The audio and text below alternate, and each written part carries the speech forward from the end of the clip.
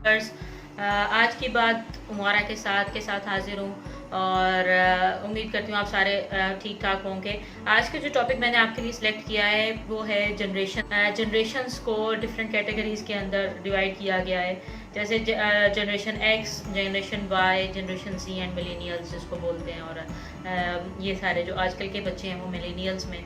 अब baby boomers का जो एज है, एज ग्रुप वो 1946 से 64 तक का है। जितने जो इस एरा में पैदा हुए वो बेबी बूमर्स कहलाते हैं। और उनका एक ख़ास तरह का उनका एक ख़ास लाइफ स्टाइल रहा है और उनके बारे में ये मशहूर है कि वो जो हैं वो बड़े सिंसियर हैं ऑर्गेनाइजेशंस के साथ। उनका एक ख़ास एप्टीट्यूड और उनका एक ख़ास मेंटल लेवल है। और उनकी जो मतलब जब वो एक ऑर्गेनाइजेशन में काम करते हैं तो वो थ्रू आउट उसी के साथ ही रहना पसंद करते हैं। सिंसियरिटी का एलिमेंट जो है उनके अंदर बहुत ज़्यादा पाया जाता है। तो बेबी बूमर्स जो हैं वो अभी बहुत कम रह गए हैं। ये 64 तक के जो थे, अब की एज में यानी उस वक्त जो पैदा हुए थे, तो वो अब नहीं है। अब मतलब कि अब वो वर्किंग नहीं है, वो ऑर्गेनाइजेशंस के अंदर काम नहीं कर रहे। लेकिन उनकी एक ख़ास कैटेगरी जो उनके अंदर एक ख़ास एलिमेंट जो पाया जाता है वो सिंसेरिटी का है। अच्छा, बेबी बूमर्स के बाद जनरेशन एक्स के हैं 64 से लेके 79 तक के जो लोग हैं वो आते हैं जनरेशन एक्स के अंदर। और उसके बाद फिर 80 से स्टार्ट होके 1980 से स्टार्ट होके 1997 तक जो लोग हैं 1997 तक वो सारे जनरेशन वाई के अंदर आते हैं। और 1997 से ऑनवर्ड जो लोग हैं वो सारे आते हैं मिलेनियल्स में, या आप समझ लो जनरेशन जी में। अच्छा, जो चैलेंजेस हम सब लोगों को या ऑर्गेनाइजेशंस को फेस करने पड़ते हैं वो जनरेशन्स के और आपको पता है कि एक जनरेशन गैप जो है वो हर एरा में बड़ा इम्पॉर्टेंट रोल प्ले करता रहा है कि हर एक जनरेशन की बात दूसरी जनरेशन को समझने में बहुत मुश्किल पेश आती रही है। और एक वालिद जो है या एक दादा मुश्किल से जो बात है अपने बेटे की समझते रहे हैं, समझने में मुश्किल होती है। उनकी रूटीन्स में बड़ा डिफरेंस आता है। अच्छा, जो हम लोगों का जो चैलेंज है, जैसे मैं जनरेशन वाई से हूँ, फ्रॉम 1980 से ऑनवर्ड की जो जनरेशन है, तो मेरी जनरेशन वाई बनती है। और मेरे साथ जो चैलेंजेस आते हैं, मैंने किन को देखना है, जनरेशन जी के बच्चों को। अब हम लोगों की जो जनरेशन एक्स की एक ख़ास कैटेगरी के लोग हैं और वो सिंसियर नहीं है ऑर्गेनाइजेशंस के साथ। उनकी स्विचिंग का एलिमेंट उनके अंदर ये ज़्यादा पाया जाता है। और वो मतलब कि वो काम पे फोकस ज़्यादा करना शुरू हो गए हैं। यानी कि वो ऑर्गेनाइजेशन फोकस नहीं है बल्कि वो वर्क फोकस्ड ज़्यादा है। अच्छा, एक जो ख़ास एक रिसर्च के मुताबिक जो जनरेशन वाई के लोग हैं, जैसे मेरे जनरेशन के लोग हैं, इनके अंदर भी एक जो कॉमन कैरेक्टरिस्टिक्स सब ने आइडेंटिफाई की तो वो पाई जाती हैं, वो कि ये लोग जो है ना वो नाइट आउल्स हैं। मतलब रात को जागते हैं, रात को काम करते हैं ज़्यादा देर तक, और सुबह को जो है वो देर से उठते हैं। और बहुत सारी स्टडीज़ इनके बारे में यही बता रही हैं कि ये रूटीन पे मतलब जो रूटीन जनरेशन एक्स के लोग या एक्स के लोग फॉलो करते रहे हैं कि 9 to 5 वाली जो क्लॉक वाली जो जॉब्स हैं उनको वो प्रेफर करते रहे हैं। और वो कहते हैं कि जनरेशन जो वाई के लोग हैं वो भी इसी पैटर्न के ऊपर आके और इसी 9 to 5 वाली जॉब्स को पसंद करें। लेकिन जनरेशन वाई के अंदर जो है ये एक जो कॉमन कैरेक्टरिस्टिक पाई जा रही है कि ये लोग नाइट आउल ज़्यादा है, रात को ज़्यादा देर तक जागते हैं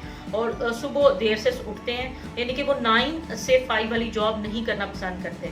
और वो जो है वो ज़्यादा प्रोजेक्ट फोकस्ड हैं, मतलब कि वर्क अपना जो है वो अपनी मर्ज़ी से करना पसंद करते हैं। उन टाइम बाउंड्रीज़ के अंदर रहना ज़्यादा पसंद नहीं करते। और उनका दिल करता है कि जिससे ज़्यादा प्रोजेक्ट का हो गया हुआ है।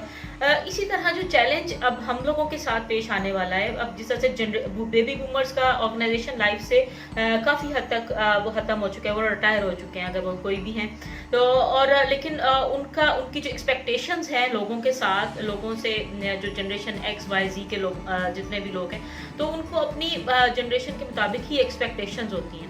सो ये जो जनरेशन नेक्स्ट जनरेशन है हमारी मिलेनियल्स हैं जो इस वक्त बच्चे हैं, ये अब से 10 साल के बाद ये वर्किंग होंगे और यानी कि ऑर्गेनाइजेशंस की लाइफ के अंदर जनरेशन मिलेनियल्स हैं ये आने वाले हैं। और अब इस का जो है इनके बारे में भी बहुत ज़्यादा स्टडी की जा रही है कि ये बिल्कुल ही डिफरेंट है जनरेशन, इनका ब्रॉटअप ऐसा नहीं है। इनका जैसे ये पैदा हुए हैं और इनके साथ ही टैबलेट्स और मोबाइल्स का इनको दे दिया गया, तो इनका जो रुझान है स्टडी की तरफ भी, या उनका जो लेंस है दुनिया को देखने का, वो जनरेशन एक्स वाई से बिल्कुल ही डिफरेंट है। हम लोग जिस तरह से मैयर करेंगे इनकी परफॉर्मेंस को, हमने इनको हायर करना होगा, तो हमारी एक्सपेक्टेशंस इनके अपने मुताबिक होंगी कि जो हमारी कॉमन कैरेक्टरिस्टिक्स हैं, जो हम लोगों ने एक पूरी लाइफ स्पैन के अंदर एक चीज़ को अपने अंदर डाल लिया हुआ है, रूटीन, जिस तरह की रूटीन हम लोगों की है।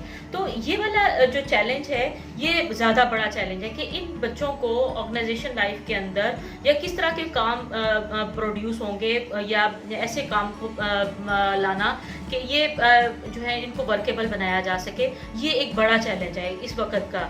और मेरे ख्याल में जो इस वक्त जो सबसे ज़्यादा स्टडीज़ हो रही हैं वो इसी जनरेशन को कैसे इनको वर्किंग बनाना है और इनको कैसे मोटिवेट करना है, इसके ऊपर बहुत ज़्यादा रिसर्च हो रही है और लोग इसके ऊपर सोच रहे हैं। क्योंकि ऑर्गेनाइजेशंस जो हैं वो एक दिन के लिए नहीं बनती, वो थ्रू आउट द लाइफ बनती है और उन्होंने अपनी सस्टेनेबिलिटी को मेंटेन करना होता है।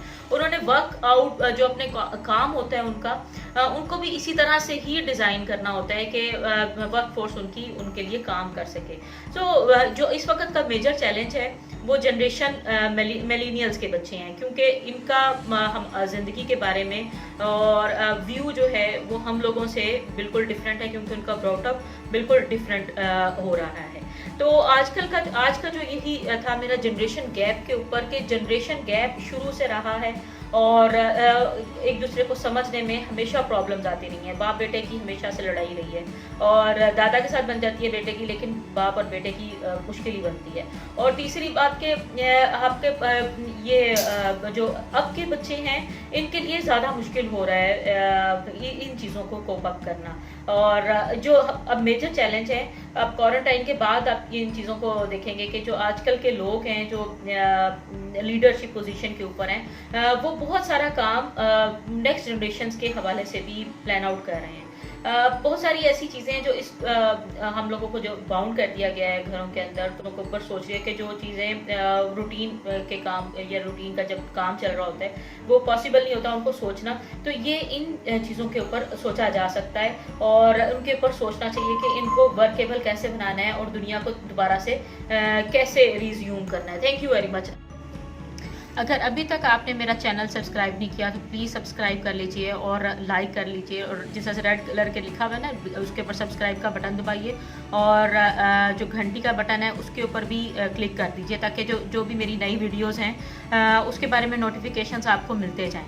और होप आप लोग इन्जॉय करेंगे, और अगर आपको मेरी वीडियोज़ अच्छी लग रही हैं तो लाइक भी कीजिए और शेयर भी कीजिए। Thank you very much.